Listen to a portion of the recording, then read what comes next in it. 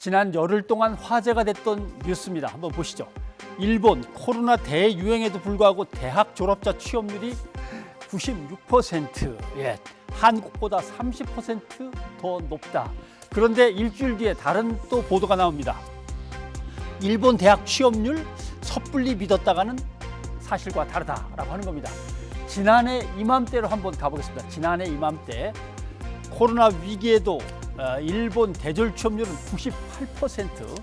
그런데 반대되는 기사가 또 있습니다.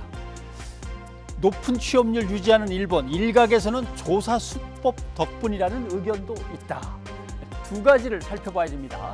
첫 번째, 왜 5월, 6월이 되면 이렇게 한일 간의 대학생 취업률 비교 기사가 등장하는가? 그것은 일본 문부과학성과 후생노동성이 4월 1일자를 기준으로 해서 조사를 하고 그것을 발표하다 보면 항상 5월이나 6월에 걸리게 됩니다.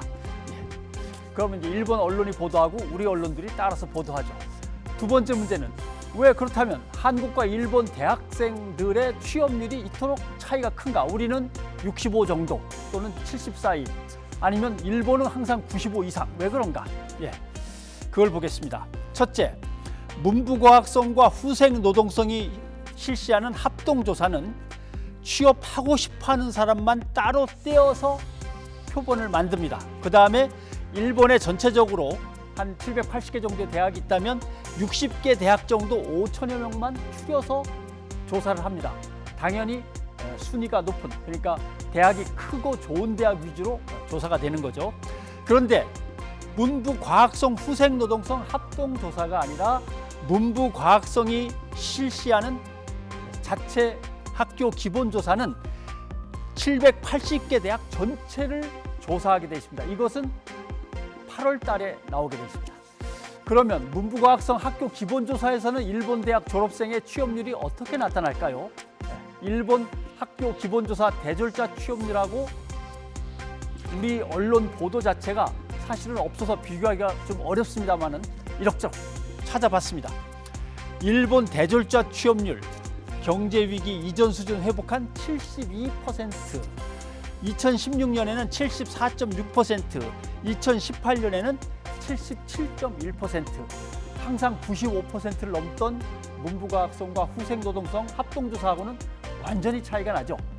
상위권의 좋은 대학만 조사한 거하고 전체 대학을 조사한 거하고 이렇게 차이가 납니다. 우리나라하고 비교하면은 한 6, 7%포인트 정도 차이가 나는 겁니다. 일본이 크게 앞선 듯 보이는 자료만 우리 언론들이 계속 기사로 써온 겁니다. 그래도 일본이 우리보다 7%포인트 정도 항상 높은 이유는 뭔가? 이것도 짚어봐야겠죠. 코로나19 전에 일본은 청년 인구가 우리보다 먼저 줄어들기 시작했고, 그런데 경기는 오히려 살아나면서 취업률이 높아졌습니다. 우리는 대학 진학률은 일본보다 훨씬 높은데 경기 침체가 이어지면서 기업의 고용이 줄고 인턴 비정규직으로 자꾸 돌려버리니까 취업률이 낮았던 겁니다. 변상욱의 앵커 리포트였습니다.